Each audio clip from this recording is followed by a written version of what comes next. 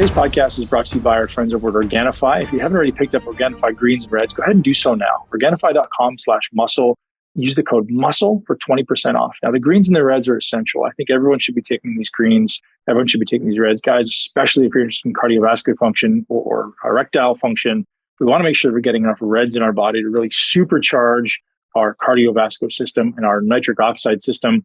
Reds is going to recharge your body and mind with this great blend of superfood berries and ultimately adaptogens, antioxidants, and things like mushrooms. So increase your energy, increase your pumps in the gym, and ultimately make sure you're taking care of your system. Ladies and gents, one more time, that's Organifi.com/muscle. Head over there after our show. I've made two statements in the last 5 years about two things being the most important indicators of performance or maybe levers that everyone should know that could really exponentially improve your performance. And one of them is HRV and the other one's breath work. And I don't take that lightly, right? I don't say that, like tongue in cheek. Like I honestly believe that a deep level understanding of heart rate variability could be one of the single most important things you take on in your entire life. And that's not just from a level of performance. It's not even just from a level of transforming your body.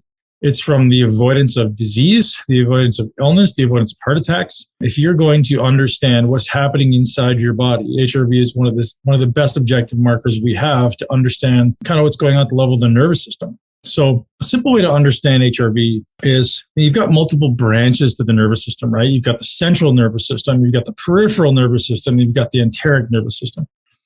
So central is kind of spinal cord, peripheral, so spinal cord and brain is central.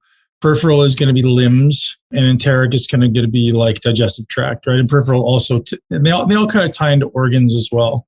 So peripheral typically central ties into organs, but so does peripheral. And so an understanding of the autonomic nervous system is really a conversation around how the 10th cranial nerve, otherwise known as the vagus nerve, is influencing your organs. At any one moment, your nervous system through your senses is perceiving your internal and external environment, right? So right here, my brain's perceiving this light, it's perceiving the temperature, and it's making adjustments so that you're better suited for this environment. If I was to walk outside, it's cold outside, my body would adapt. If it's hot outside, my body would adapt, it would sweat, right? So your body's constantly dynamically adjusting. And if it doesn't adjust and adapt, that's a problem. We die, right? You go outside in the cold, your body doesn't warm you up, you die. You go outside in the heat, your body doesn't sweat, you die. So that's important, right? That dynamic response that's going on beneath the surface that we don't even acknowledge. And so heart rate variability is really this measurement of the dynamic nature, the resilience of your nervous system. So the more dynamic and more resilient your nervous system, the more sway you can have in what you subject your body to.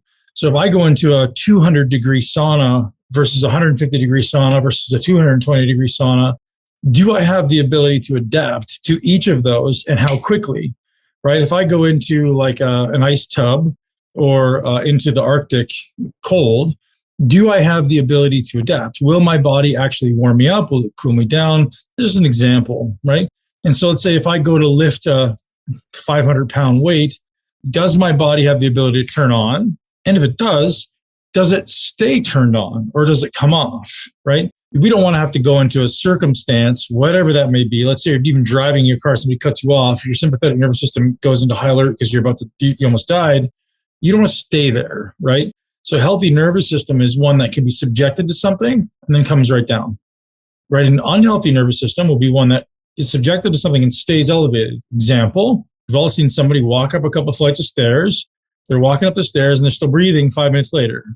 That's a really poorly adapted nervous system, right? You shouldn't be adapting and staying in that state. The whole point is we want to be able to turn up and turn down. And here's the crazy thing. Even though autonomic indicates it's not under our control, in fact, it is very much under our control if you learn to control it. Very much like your bicep can be learned to mentally contract, right? So I can throw something at you. You can contract it with you can catch it with your biceps with an instinctive response. Your body will instinctively do it. Or you could eventually learn to contract the bicep without needing anything externally to help you, right? Or to cue you. So the autonomic nervous system is no different. It's going to respond to what you're subjecting it to. It's going to. But we want to then learn to control it. Because if I'm in a situation, let's say, life currently has stresses that are perceived by the brain that may not be stresses that you want to exist in, right? Example, getting cut off in a car. Well, I don't want to be stressed out. I want to be able to take my body back into a normal state, right? I want to be able to train hard and leave and not still be this really wired, aggressive person because it doesn't suit the situation. We want to be able to be dynamic, right? This conversation around anti-fragility means the more adaptable my body is to high amounts of stress, and it adapts so quickly that it actually gets better, right? Because if I subject my body to stress and it takes multiple days to recover, then it's probably going to not be the fastest adaptation. So what we want to do ultimately is we want to be able to subject our body to huge amounts of stress, massive amounts of stress ultimately, and recover like that. So I'll tell you what, the way that this muscle intelligence transformation method works, and when it works, it's most effective, is when we can subject you to the greatest amount of stress possible and you can recover from it, right? So here's how I approach a transformation. I'll give you the 30-second, Cole's Notes version synopsis. Most people, when they come into a body transformation, you guys have heard me say this, the typical protocol is, hey, we're going to train more, we're going to do more cardio, we're going to cut your calories. That doesn't work because it may work for a short period of time. It always works for a short period of time, but then it stalls and everyone goes, what do I do now? And the only answer is more training, more cardio, and less food. And that's always a dead end, right? So within what we do, we're going to, in the beginning, subject you to modalities that increase your body's ability to recover, increase this autonomic balance, right? They increase your HRV ultimately. So we're going to teach you and your body, consciously and unconsciously, to be more adaptive to stress. So we want to be more adaptive to stress so that we can subject you to more volume of total stress and your body can actually tolerate it, right? So the first phase of everyone's transformation is introducing lifestyle interventions to help you ultimately transform, right? Because in the first month, if I negligently dump a bunch of training on you, and your body can't adapt and recover, then what's going to happen? You probably aren't going to respond. You're probably not going to grow. You're probably going to get more inflamed, more insulin resistant. Your sleep's going to go to crap. You're going to feel anxious and tired. Your perceived well-being goes down, right? So one of the most common statements I get from my clients and we get from you guys in the first month is, I just feel better. I'm not sure why, but I feel better. I'm sleeping better. I'm recovering better. My brain works better. Yeah, because we're making you more adaptive to stress, right? That's a big part of what we do and what we teach is helping you be more adaptive to stress. And that's the point of today's webinar. Is hopefully by the end of today, really quickly, we'll be, and I'm not going to do this for long, but you'll have some interventions on how to improve your body's ability to adapt. Call it resilience to stress. So this topic is incredibly deep. It can be incredibly complex, but I'm going to do my best to keep it superficial in the beginning. And if you guys ask specific questions, we can go a little bit deeper into some of the rabbit holes. Okay. So a simple way to understand it, the autonomic nervous system has two branches, a sympathetic and a parasympathetic. And a way to think of it is sympathetic, remember S, stress. If my body is under stress, it's like a gas pedal. My body says, hey, something is stressful.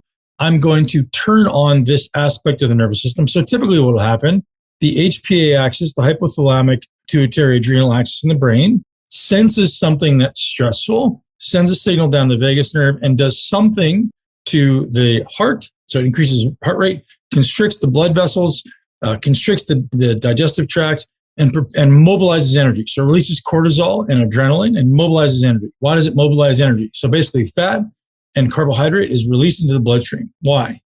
Because it wants you to be able to fight, flee. Let's leave those two for now. So it's basically it's fight or flight, right? We're gonna fight or we're gonna run away. That's the stress system. Now, the unfortunate reality is, or the reality is, normally, historically, evolutionarily, that would have been coupled with some type of movement. Typically, you're likely to move, you're likely to run away, you're likely to fight. Oftentimes, that stress gets mobilized, that energy gets utilized, and then your body can go back into its kind of homeostatic place. Unfortunately, now we get stressed so often in current society because of many numerous things. We're obviously existing in a world that's very different than we've evolved to exist in. So think about driving a car. No matter if you're a good driver or not, there's people on the road who are not. So you're always under a level of anxiety. The financial stress we're under, the societal stress as far as like keeping up with the Joneses, like your job, your email, there's just constant high alert, high stimuli, right? So your body's just constantly being bombarded with this sympathetic arousal. So this nervous system just keeps getting this gas pedal, which means cortisol, which means adrenaline, which means mobilizing energy, sounds great, except when it becomes a mute signal. It's kind of like when your mom is nagging you all the time, like, hey, do this, do this, do this. Eventually you stop hearing it. Same idea, right? So eventually your body goes, oh, I'm just going to not acknowledge that signal anymore. And then that turns into the type of thing where you wake up in the morning, you're like, I kind of feel tired. I'm a little lethargic this morning because the body isn't responsive to the cortisol that's released in the morning. Cortisol is naturally very, very elevated in the morning. So if we get a natural cortisol response and our body's healthy, we should be most energized when we wake up. People are like, what? Yes. There's no such thing as like, I'm a night owl, therefore I feel like shit in the morning. No. Everyone should feel amazing in the morning. You could still be a night owl at night, but that doesn't mean you should feel poor in the morning. Like people get that confused, right? People just take a little bit of information and they stretch it to believe to make it believe or make it be what they want it to be. So it's important to acknowledge that this system is always on unless we learn to consciously control it and intervene. Okay. And the other side, the parasympathetic, is kind of like the brakes. It's kind of the system that will regulate or complement the parasympathetic or the sympathetic nervous system. So when you think parasympathetics, think rest, digest, and recover, right? So the sympathetic system, the other one is catabolic. It's breaking things down, right? It's breaking down glucose, it's breaking down fat, so you can have energy to do stuff. The parasympathetic is anabolic in nature. It's like rest, digest, recover, grow, right? And replenish. So the body's in this replenishment mode. So it's healing in the parasympathetic state. So when we're subjecting ourselves to workouts, we're training really hard, yet we're staying in this sympathetic place, so this stress place. How well do you think we're recovering? How well do you think we're adapting to the stress we're subjecting our body to? Very poorly. So therefore, these are the type of people who go, man, I feel like I'm training hard. I'm just not getting the results I'm looking for, right? Relative to the work putting in. It's a very common statement that we hear. Well, then we automatically know you're likely your nutrition is off, likely your recovery is off, your sleep's probably off, your HRV is likely low. We know these things. So then us as coaches are taking daily interventions to optimize your HRV. That's really what we're doing. We're going to try to help you be more adaptable, more anti-fragile to anything you subject your body to. Okay? So coming back to this parasympathetic, it's relatively simple, not necessarily easy, but simple to stimulate the parasympathetic nervous system. Here's the catch. When you're in a massively sympathetic place, meaning you're just underway a huge amount of stress, that's not the time to start learning how to create a parasympathetic intervention, right? We want to create a parasympathetic intervention when we don't need it. It's, I always use my kids as an example. Sometimes my kids are stressed, overwhelmed, freaking out, not having a good day. That's not the time for me to teach them a lesson, right? That's the time for me to comfort them and make them feel better, right? In that moment, if I had taught them previously, which I do, hey, let's breathe. Let's control our respiratory rate. Let's control our heart rate.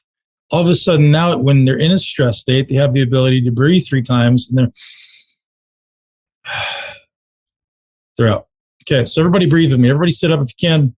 Here's what we're gonna do. We're gonna take 5 breaths, and I want them to be 4 seconds in. Actually, let's do 3 seconds in, a slight pause, so like a 1 second pause, and then a 6 second exhalation. So this is a 2-to-1 ratio of exhale to inhale, right? So 3 seconds in, pause, 6 seconds out. So before you do it, this is very parasympathetic in nature. Many of you are going to have a hard time doing this, right? So 3 seconds in, a short breath in, and it's always through your nose. And here's how you know you're doing it correctly. So before we even do the counting breath, everybody put one hand on your belly, one hand on your chest. You don't care which hand. So now as you breathe in through your nose, I want you to feel the belly lift. I want you to feel the abdomen expand. As you exhale, I want you to feel it contract. If you're feeling the upper hand move, we don't want that to move. We want the lower hand to move. So let's get the lower hand on the tummy. Exhale. I'm just making noise so you can hear it. Inhale, exhale. Inhale, exhale. Exhale. Now remember, when you're exhaling, the tummy's literally going in. You're making a slight conscious effort to pull the diaphragm in. So if you guys pause for a second, if you think of your diaphragm as this kind of dome-shaped muscle that lives underneath the rib cage, as I breathe in, it pushes down. As I exhale, it goes up. Right. So when I'm breathing in, I feel the belly actually expand. Well, the diaphragm goes down, so the belly feels like it's coming out. As I'm exhaling, the diaphragm goes up and the belly goes in. Sometimes pulling it in a little bit helps the diaphragm go a little bit further. If any of you guys had a hard time getting that 6-second exhalation, it's very common because you probably haven't learned to use your diaphragm yet. Your diaphragm is a muscle. You must use it. If it's weak, you will have, I guarantee you're going to have back problems. I guarantee you're going to have tight hips 100% if you have a weak diaphragm. So think about this. The diaphragm is extremely interconnected in all the abdominal and pelvic musculature. So when I fully exhale, at that point, when I'm fully exhaled, my diaphragm's up here under my rib cage, the pelvic floor actually turns on. And when the pelvic floor turns on with enough force, the muscles of the hips don't have to be as tight. So some of the muscles of the hips, the hip flexors, the adductors are kind of holding your pelvic girdle together. And if you have a strong pelvic floor, your hips can be a little loose. So if anyone can be more loose. So if anyone has tight hips, just kind of everybody, you can automatically assume you have a weak pelvic floor. And one of the first interventions we want to use is learn to control this extended inhalation, exhalation breath cycle. Right. So I'm going to talk a little bit more about extending an inhalation, exhalation breath cycle, because I think if you guys don't already do this, add it into your repertoire if your desire is performance. So if I say performance, structural balance, spinal mobility, shoulder mobility, hip mobility, I think everyone on this call, tell me I'm wrong, right? So structural balance, spinal mobility, hip mobility, shoulder mobility, like all those things are very correlated with what I'm about to show you. So if you all try to take a deep breath in, not yet, but when I tell you, let's see if we can take a 15-second inhale, which is long, and a 15-second exhale. Now I'm going to tell you a trick. In order to do this, you're going to have to consciously try to push your belly out a little bit. So you're going to really breathe in through your nose. And when you breathe in through your nose, everybody listen, it's going to sound like this. So it's audible and it's kind of through the back of your throat. So if you do that, you're not going to get anywhere near 15 seconds. You have to breathe like it's Darth Vader breath. It's like, except you do it with your mouth closed. So everybody give that a try before you do the 15-second. Try to do the Darth Vader breath. Make it audible. Okay. So now let's try to pull in for 15 seconds. And here's the trick. When you get as full as you think you can, don't stop. Pause and take a little sip of air in. Pause, take a little sip of air in. So keep going. You're going to try to go past your comfort zone a little bit. Everybody ready? Let's go. 1, 2, 3, go.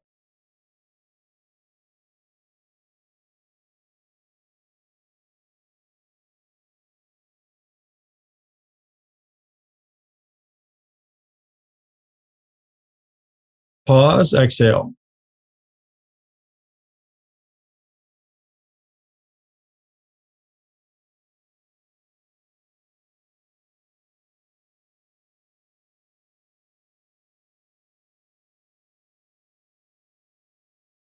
Who was able to do it?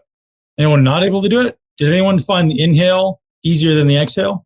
Yes. Did anyone find the exhale easier than the inhale? Nice. Good for you guys. So that's a good indication of, so whichever one seems easier is sometimes a good indication of which system is more finely tuned. So if the sympathetic inhale is harder, so meaning the exhale is easier for you, it means you're likely to be more parasympathetic in nature. So you tend to be your nervous system is a little bit more healthy. If the inhale is easier for you, you may be more sympathetic in nature. You tend to be more stressed, right? And listen, this is not characteristic. This is a state. This is not a trait, right? So this is a physiological state that's under your control. So if you want to change it, how do you change it? Train it. How do you train it? Practice it. Do the same thing. And you could start off with 15 in, 15 out. And then maybe tomorrow you do 15 in, 20 out. And the day, next week you do 15 in, 25 out. And you go 15 in, 30 out. And that's very realistic. So when I'm at my best, I can do probably 60 seconds in, 90 seconds out. The most I've ever got in was like 70, 75 seconds on the way in, 90 seconds on the way out. So that's one breath. And so that's really well-trained CO2 tolerance. But I'll tell you what, when I'm like that, I'm pretty much like a monk. Like I'm very resilient to stress. It's been about 2 years since I've been like that, transparently, but I'm very resilient and adaptable to stress at that point. I can pretty much subject myself to anything. And my brain never kind of kicks off. I never get like irritated, agitated, or frustrated, interestingly. So if that sounds appealing to you, start the practice. All right. So coming back to this like sympathetic, parasympathetic dynamic balance. So everything in your life that is in any way stressful, to include things you simply don't want to do, right? Those things are all causing your body. So if we think about this HPA axis, right? The hypothalamus, pituitary, adrenal axis. There's a direct correlation or a direct connection between the prefrontal cortex, so our kind of human brain, and then we have our animal brain, the amygdala, animal brain. It's this oversimplification. But there's connections with both of those. And if I'm constantly being reactive through my amygdala, things that stress me out, things that cause me to be reactive, then my HPA is going to kick off cortisol and adrenaline. So there's this immediate correlation between my body going, hey, I'm stressed. I'm going to kick off adrenaline and cortisol. So my heart rate goes up. I feel a little anxious. I feel a little panicky. I feel a little stressed out immediately. It's an immediate physiological response. So anything that makes you feel like that is driving the sympathetic nervous system. So it's ultimately driving breakdown of muscle, mobilization of energy, so that you can fight, you can flee. People doing things like jiu-jitsu. Anytime someone's trying to choke you out, you want to be slightly aroused, right? You wouldn't want to be like just about to take a nap and then someone's coming out to put you in a rear naked choke. You want to be slightly aroused. That's good. That bit of adrenaline actually helps with the learning process. So in order to learn more effectively, we actually want a slight bit of adrenaline, just a little bit. But the problem is when it stays elevated chronically, then we run into problems like insulin resistance, like not being able to sleep, like body fat retention. So when we have stressful encounters, we want to have the ability to increase our adrenaline. But as soon as that stress goes away, a healthy nervous system takes the adrenaline away, like instantly, right? It should. So if you think of the best, this is an interesting reality. The best pro athletes in the world are not necessarily the ones that can move the fastest or lift the most weight. They're the ones that can turn off the fastest because they can do it again, right? So if you think of like most pro sports, like a football player, a hockey player, a baseball player, anything that's like a dynamic sport, many people through the young amateur ages can go faster than the guys who end up in the pros.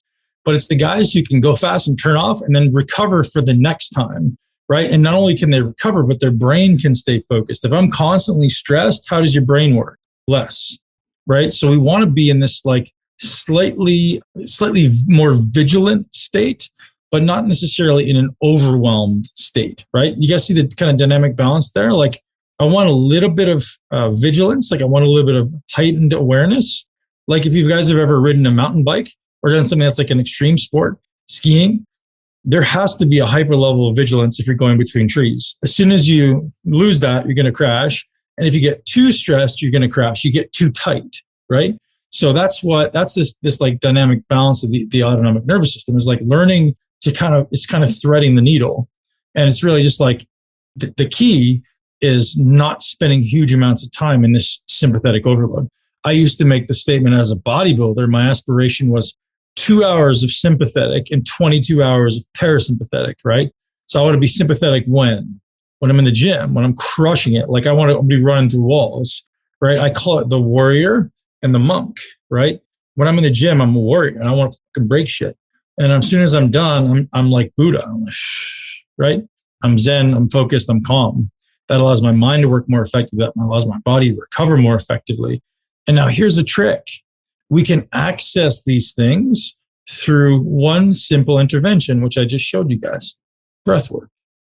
So the inhalation is the breath of the sympathetic nervous system. So Brings my heart rate up a ton. I'm ready to jump and pounce.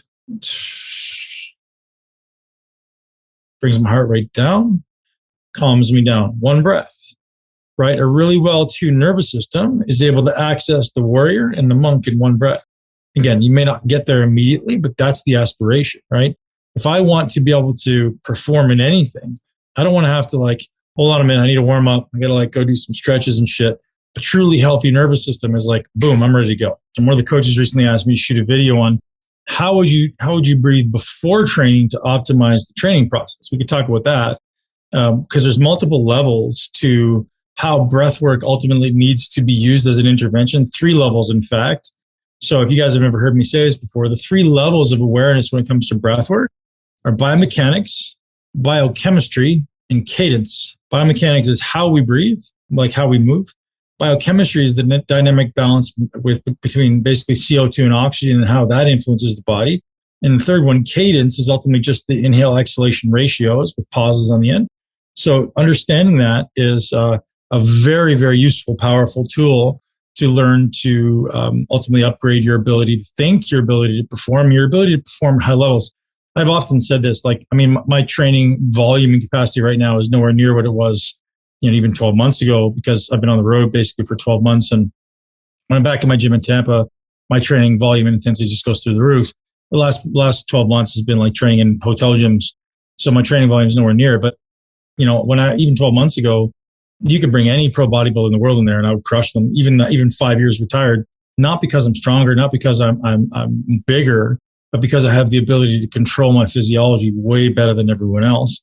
And if we're doing sets, I'll do 2 to 1 of your sets because I can control my breath. I can control my level of arousal. And then, so therefore it's just, it's breaking people down. And that was one of the first real kind of glimpses I had into what the potential is for this stuff, right? If me as a guy who's 5 years retired and, effectively natural compared to these guys taking tons of crank and training every day, I can crush them. They have no idea what they're capable of, right? It's you're giving them 3 new gears in the car. Now, here's how we do it, right? You have to create an environment. And I say have to strongly. You have to create an environment or find a circumstance that allows you to disconnect from the stressed environment, right?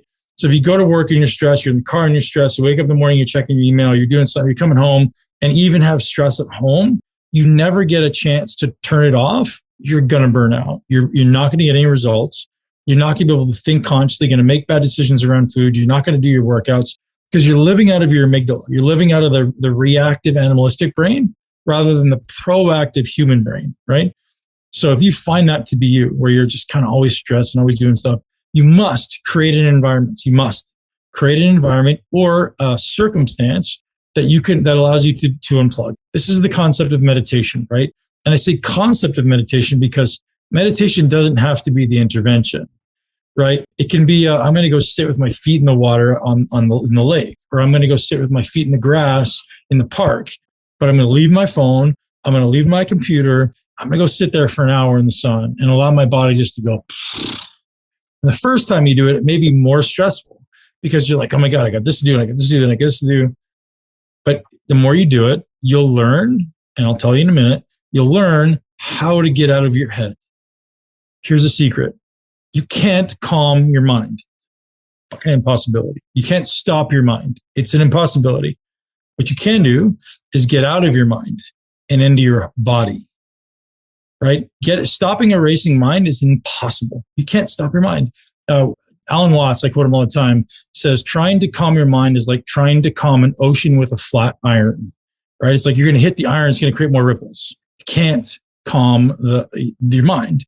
What you can do is take your awareness from here, which is often stressing about what you didn't do, worrying about what you have to do, so past and future, and bring into the present moment, right? So when we just did that breathing practice a few minutes ago, you are bringing your awareness into your stomach, right? You're bringing your awareness into breathing into your belly. You're feeling what's going on inside your body. That's a really simple practice to bring your awareness here. So what you're doing is you're bringing your awareness into the present moment. You're saying, hey, I'm going to think about only what I'm experiencing in this moment. So your experience of life comes through 5 senses, right? We all experience life through our sight, our sound, our taste, our smell, and our touch. 5 senses.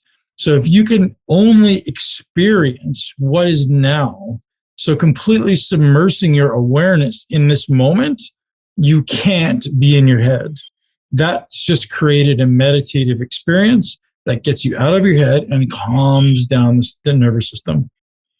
Does that make sense? Okay. So one of the best things you can learn to do is paying attention to your senses. One of my favorite historical figures is Leonardo da Vinci. And he said the thing that made him a polymath, one of the most recognized brilliant human beings of all time, he was a brilliant chef, he was a brilliant artist, he was a brilliant mathematician, he was a brilliant author, and many more things, obviously an astronomer, was the fact that he said he studied his senses every single day. And his ability to identify with the acuity of his senses, meaning like the precision of sight, the precision of smell, the precision of taste, touch. He said that's what set him apart from everybody else, because his attention to detail was far superior to anyone else. And so simply doing that, think of how much time Leonardo spent in meditation, because you can't do that unless you're thinking about it. So if I tell you guys all right now, I want you to think about your 4th toe. Put all of your awareness into your 4th toe. You're like, I can't do that. Like, unless you start like pushing into it, right? You can't really just like, but you could if you practice, right? Same thing with like, if I say, put all your awareness into your biceps or into your lat or into your delt. Could you do it? Maybe not right now, but I guarantee you do it if you practice training every day. You can do it, right? And this is why training becomes this meditative experience, because it's really cueing into your sensory system. You guys with me? Training, while being a sympathetic intervention, is our greatest opportunity daily to become connected with what's happening on the inside. It's a meditative experience if done correctly. Thanks for listening to the Muscle Intelligence Podcast. For full episode guides with important takeaways and bonus resources, head over to muscleintelligence.com/learn. If you enjoy the show and find value in the content, please subscribe, share this podcast with at least one person you know and love who would benefit from this content. Leave us a review and support our sponsors. You can see the full list of show sponsors, discounts, and get exclusive Muscle Intelligence deals at muscleintelligence.com/resources. To join our private community and get VIP access to my masterclasses, upcoming muscle camps, and other resources that we don't post anywhere else, head to muscleintelligence.com/community. Most of all, thank you very much for your trust, for your time, and most importantly, for supporting health and fitness in this world. Enjoy your day, and I look forward to seeing you here next week. Thank you so much for tuning into Muscle Intelligence. If you enjoyed today's episode, please be sure to share it with at least one person you know. And make sure you're subscribed so you never miss an episode.